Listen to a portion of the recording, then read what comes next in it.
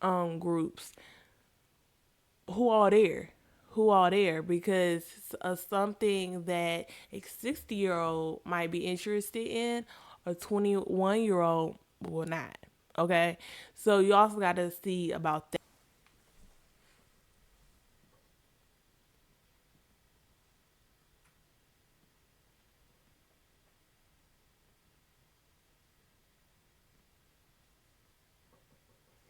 Like, cause y'all don't get it. For my daycare workers, for my education workers in general, in all categories, when you're working with people,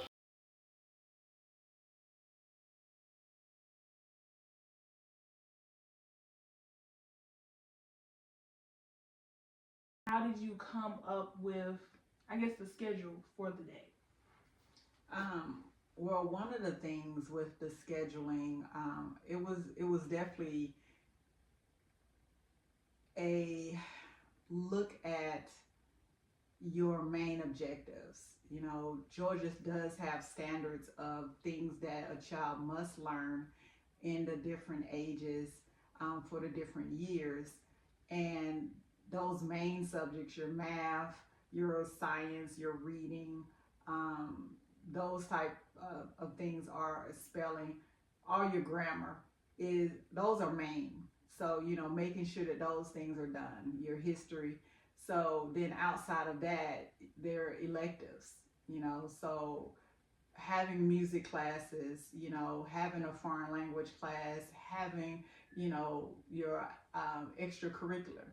So it was in PE isn't just, you know, getting up and exercising, but, you know, being a part of the soccer or basketball or baseball or softball teams.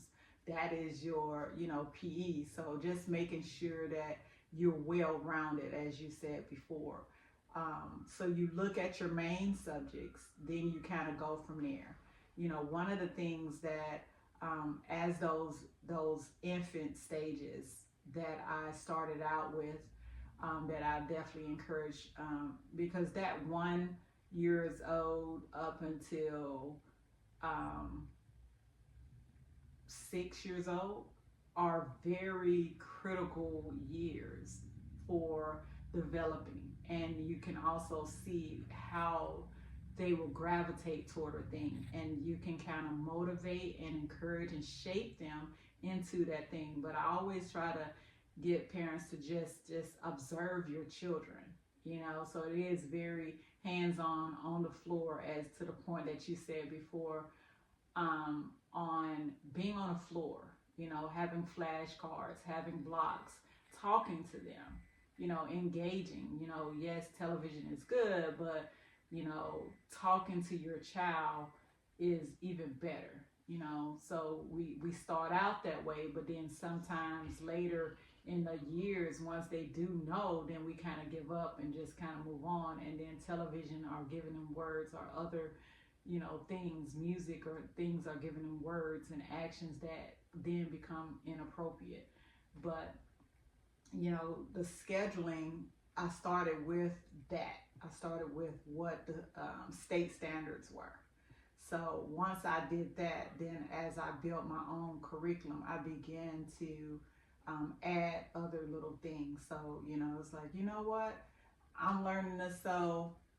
This is going to be something that you all can do. So we started with just a single, you know, hand stitch. You know, boys and girls can learn. Then we did the buttons, and then, you know, teaching you all how to use the sewing machine. So they made their first pair of pajamas. Then she made an apron. She still has it.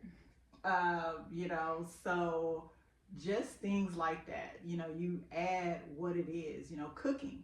So when in the beginning, before I got a curriculum, when I designed my own, you know, cooking was science, and it is science. You know, it doesn't always have to come from a book. That's the thing. Once you get comfortable and you can be flexible, cooking was science, and we used to watch as a family. Um, I think it was Gordon Ramsay. The what is the name of that cooking show? It was Gordon Ramsay had a lot of shows, but it was, I believe, Master Chef is what Master you Chef, referring yes. to. They would Master Chef every Saturday. And but it was something that they enjoyed watching, and then they began to use the skills that we talked about during the week on fixing their own breakfast or lunch or different things, or helping me to prep for dinner, into cooking themselves on Saturday, and they will compete against each other.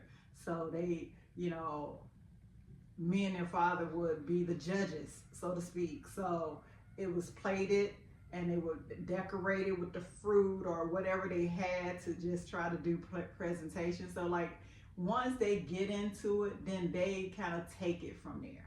So it's just important to just open the door and opportunities to give them a chance to have fun while they're learning. So I think that's important too. It's not just the books, it is about having fun, because the more you have fun, the more they're going to want to learn. And I think, in that fear, we're just so like book, book, book, and we gotta and get these check marks done. But the check marks will happen, because you don't want to overwhelm yourself, and they can also feel that overwhelmness themselves, and then it becomes not fun. So, those are some things early on that, like I said, there are things that I knew, there are things that I didn't know. Then I, had to include, my husband in the strength, like math was not my forte.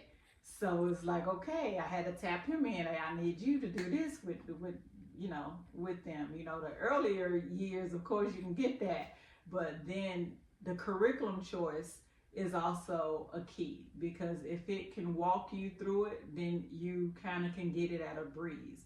But if it's a very complicated curriculum, you're upset, and then they're upset, and nobody's doing good. So, just understand the flexibility, and just because you choose something doesn't mean you don't have the flexibility to change it. What works for one child may not work for another child. So, you just have to learn, you know, most of the time boys are hands on, so you want more manipulatives. With girls, they like to read, they like to draw, they like to color. So, handwriting and writing reports, and they can draw a picture for the report, and just things like that, that helps the process and helps them to learn and help to develop a way that they can be engaged without it being just, you know, we gotta follow this correct this schedule, so to speak. Right. Yeah, I think that's the biggest thing in homeschooling, that you have flexibility, and in understanding that you do have to kind of let yourself go and also continue to do it and don't give up.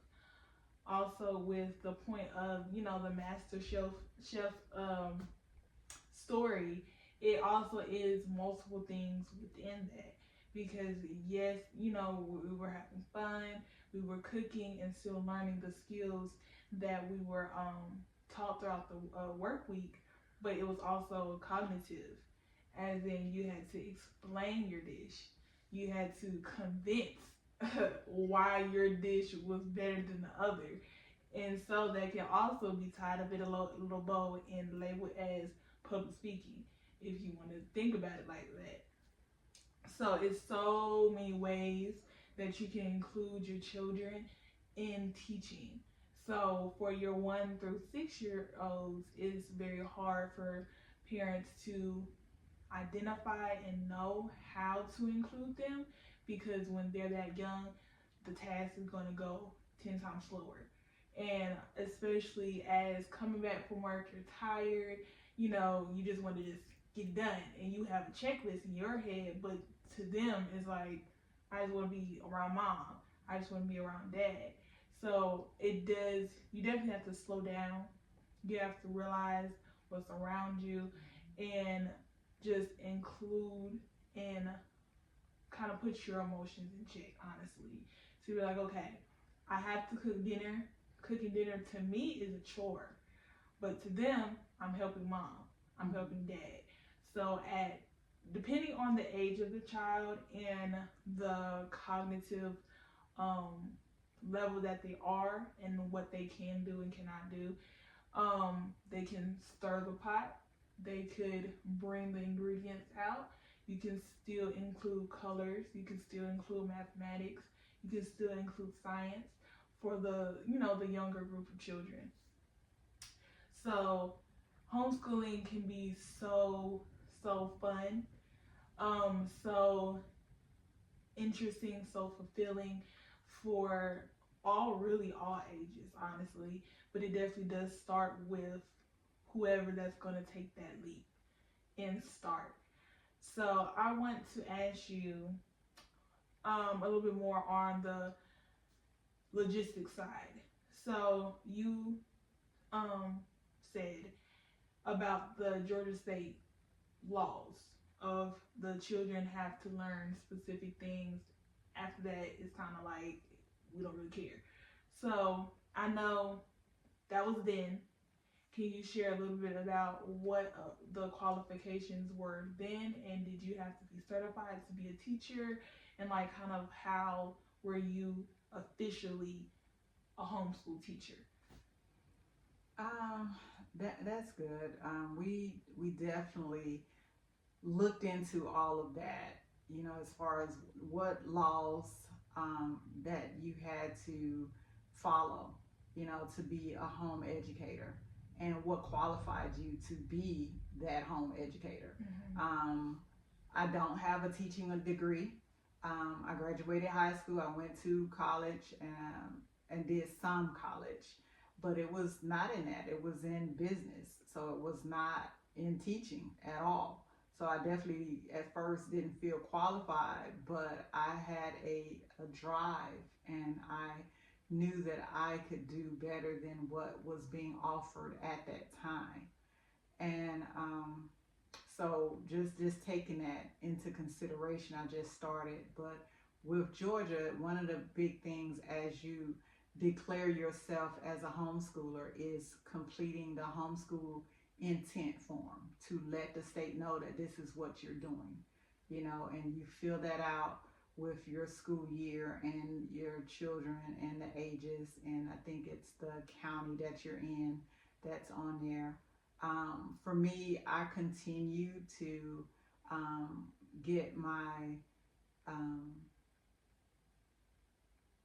records as if they were going to go to school. So I would still get the physical form done.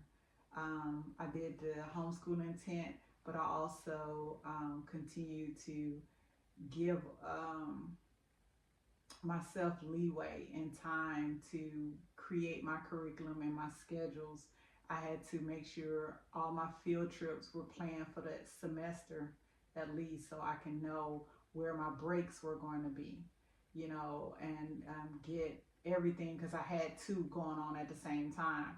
So it's like I had to make sure I had the things for him, the things for you, and then just making sure that there were things just didn't overlap, but things that you all could do together. So science, it was like, okay, how can I get something that we could do science together?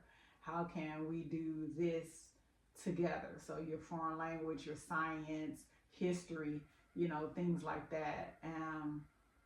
That was something that I did, but the laws I don't think have really changed a lot from then to now that I've done. I still fill out the homeschool intent. Testing was, I think the requirement is like every 3 years, but I tested every year because I think it was important for me to test every year because it helped me to gauge where you are. You know, I don't want to wait until I'm like, okay, I think it's time for you to go back to school. And then it's like, oh, yeah, they need to go back to like fourth grade. So Right. it's like, oh, that would not be good. So I worked really hard to make sure that you were on level at all times. You know, I wanted to make sure I chose the best that I could. And I think sometimes what people don't realize is when you are at home, you're going to put that pressure on yourself. So I don't think you're going to lack. because you don't want that for your child. That's the whole purpose of you taking them out. And most of the time, it, homeschool children fairly do well above average and do better than those that are in public school. It's definitely been a lot of, comparison and testing, on that, even once you got to the college level. So, I don't think that that's an issue. I think, again, parents have to be comfortable and confident and just know what is your purpose. What is your purpose? What is your goal? That's the biggest thing, and that's your drive. Mm-hmm. Because at the end of the day, we do this because we want the best for our children, and we want to represent the best at all times, and we want them to learn that. So even being at home, we can model a lot of those behaviors and things more, because like now we're going to the play or we're going to a very nice restaurant. So what do we do? Right. How we're going to do this? Now which fork to choose. Being able to have practical application as well when we're doing this. So just taking a lot of the stress and strain off of, should I do this? Should I not? The people gonna come and get me because I took them out of school, and it's like, no, like they're coming to get you if you're not doing the right thing. And it's not them, but it's just, you should know Right. that you're not giving them adequate, attention or what they're needing to be functional outside of you. Right. That's the goal for everyone that homeschools. I need you to be a productive adult, and so I want to give you all of these skills, and I want to be able to have the time to observe them and correct any issues before you're out there. So I think that was my thing, and I'm sure that was a lot of other people's position as well. As you network with other homeschoolers and you get a chance to have your children to begin to build bonds within that homeschooling community, and that also helps the pressure from the moms, because there are a lot of moms that are going through that struggle, and just like you, but once you get into the community, then you understand that, oh, they don't know math either. Good, I am not alone. Or they're having a problem with or reading and how to get their child to read, and then we can help each other. So at the end of the day, you have an opportunity. You're not missing anything. You're not missing anything, and the laws are, giving us an opportunity to do what it is that we say. So the law only becomes a problem if you're not doing what it is that you say, which then hurts the child, and no one wants that part. Right. Yeah, those are all good points. Those are all extremely good points. Um, I have one last question, and then we're gonna leave it. Um, do you think homeschooling is worth it? You've done it, 3 different times in 3 different generations, for 3 different people, for 2 different genders, and you've done it throughout different generations of your life. So as you've grown, as you've just came in contact with these different versions of homeschooling, do you think it was worth it at the end of the day? For sure, 100%. Look at this fine example here. I think that all the compliments that I receive from people that meet you and like, oh wow, I never knew, or wow, she seems to be much older and more mature than I would have assumed for her age group, and that just makes me feel warm and fuzzy. So it's like, oh, I did that. but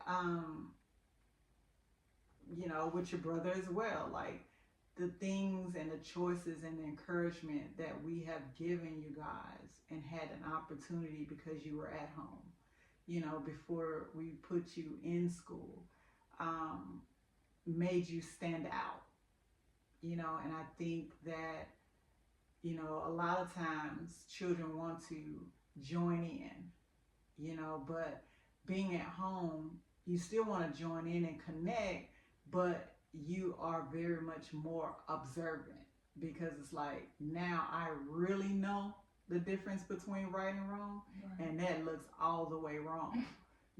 Like I may test the waters in certain areas, but I really know the difference between right and wrong. And I stand out, and I stand out because I was given my identity.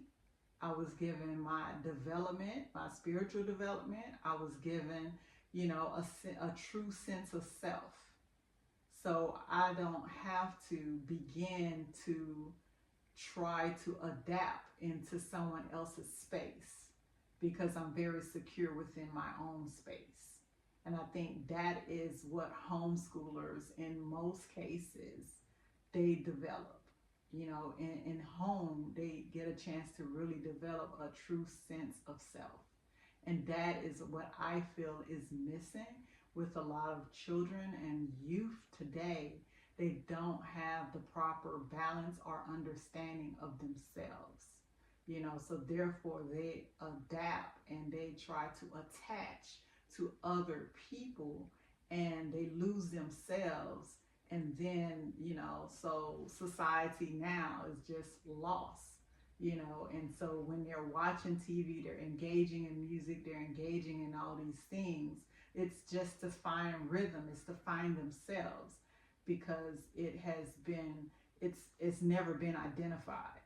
And like the more you see things now, the more confusing things have become. Right. So there are more challenges that are out here that children have to face that we didn't have to, that you didn't have to, even in your generation, um, had to contend with this, So, but there is hope. There is hope, and homeschooling is one of those things that provide, you know, I think a great bit of hope, for those that are willing to, to go that extra mile and decide that this is what they want to do. And I think it's very important because you have to look at what is it that when we look at what is the legacy that I would like to leave behind. Well, our legacy is in you. So what we pour into you and how we shape you and the your I guess your village is very important because that legacy keeps going, and then that legacy will then be that next voice to continue to make sure that the proper identity is always priority and it continues to move forward. So, as our ancestors have um, prayed and wished and hoped for this better day, it comes through us. It comes as a representative of our ancestors. And so keeping that connection and making sure history continues to flow and that our children are connected to that history and understand history as them and that they are that, but understanding what their purpose and goals are moving forward has to be developed in them to, produce, you know, the generations to continue to be better. Just striving to be better each year, each generation, just continuing to just be on top because that's who you are. Well, that is an amazing uh, way to end off. I always like to ask all my guests one last question of what is a positive and a negative that you have experienced in homeschooling? A positive and negative. Let's see. I think a negative would be um, we don't get a chance to have tax write-offs.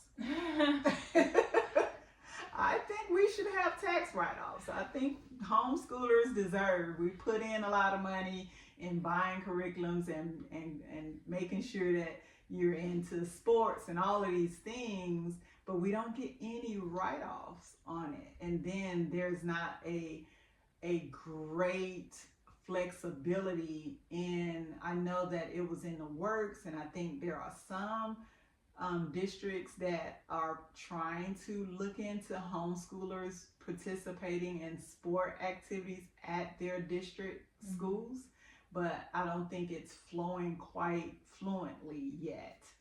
So, until that happens, some kind of way to give homeschooling, parents kind of a break would be good. Positively, I think positive, just the opportunities that we had that gave us, like I said, from going to see the Lion King live, in the Tivoli Theater, to take you all as young people to see Ivan Ailey, to have, I think we went to see not only the black violinists, but the black harp players. And then just different plays and different things over the years, just have been able to shape and mold your perspective and your ability to see beyond, you know. So I think that's one of the most positive things, that I've seen, um, as I think about the homeschooling journey. That's good. My biggest thing of what I have gotten from this conversation is honestly, one, if you want to start homeschooling, be brave.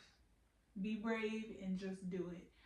Also, for doing homeschooling with minority children, be brave, be unapologetically yourself, um, dig deep into history, representation matters, and just know that nobody has limits, okay? Because I know a lot of us have heard, the world is in your hands, the world is your oyster, the sky's the limit, all these washed up phrases at this point, right?